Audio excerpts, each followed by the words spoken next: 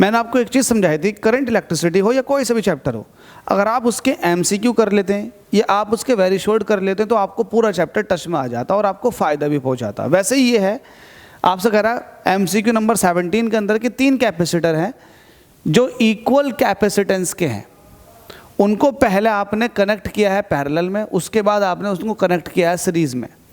जो भी कैपेसिटेंस जिसको आप इक्विवेलेंट कैपेसिटेंस कहते हो, तो जो भी इक्विवेलेंट कैपेसिटेंस आएगी दोनों केसेस में उसका रेशियो बता दो। तो ठीक है, आपको इक्विवेलेंट कैपेसिटेंस बताना है पहले पैरेलल में, देन सीरीज़ में, इसका रेशियो बताना है।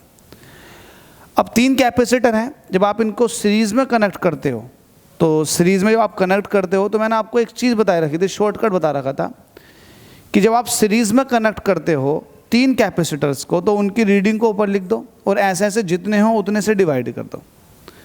अगर आप लोगों को ये चीज़ समझ में नहीं आई तो आप यहाँ से ऐसा कर सकते हैं, सीरीज़ के लिए फॉर्मूला होता है 1/C equivalent is equal to 1/C1 plus 1/C2 plus 1/C3, यही तो होता। ये है आपके पास 1/C। अब चूंकि तीनों इक्वल रीडिंग के हैं तो 1/C plus 1/C plus 1/C हो जाएगा, तो ये हो जाएगा 3 डिवाइडेड बाई C 1/CS। यहाँ से CS निकालोगे तो ये हो जाएगा 3C डिवाइडेड बाई 3।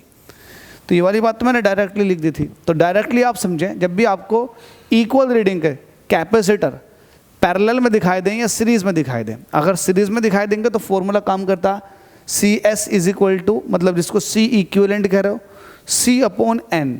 C का मतलब ये कि जितने भी कैपेसिटर्स हैं इक्वल रीडिंग के, उनकी रीडिंग को यहाँ लिख दो और ऐसे ऐसे जितने भी हैं उतने से डिवाइड कर दो। तो ये तो सीरीज़ का आ गया। अगर पैरेलल की बात करोगे तो पैरेलल में कैपेसिटेंस जुड़ जाती है, तो तीनों इक्वल रीडिंग के, C plus C plus C, तो ये हो जाएगा 3C। तो ये NC वाले फॉर्मूले से हो जाता। खैर कोई बात नहीं, यहाँ से आपने समझ लिया। तो आप CP/CS ये रेशो निकालो, CP की वैल्यू है 3C और CS की वैल्यू है C डिवाइडेड बाई 3। 3 सबसे ऊपर चला जाएगा, ये हो जाएगा 9 और C से C कट जाएगा, तो CP का रेशो CS के साथ ये आ जाएगा 9:1।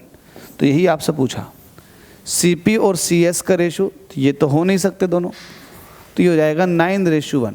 The ratio of the equivalent capacitance, पहला काय में कनेक्ट किया गया है पैरेलल में, first connected in parallel and then connected in series. तो पैरेलल का सीरीज के साथ जो रेशो आया वो 9:1।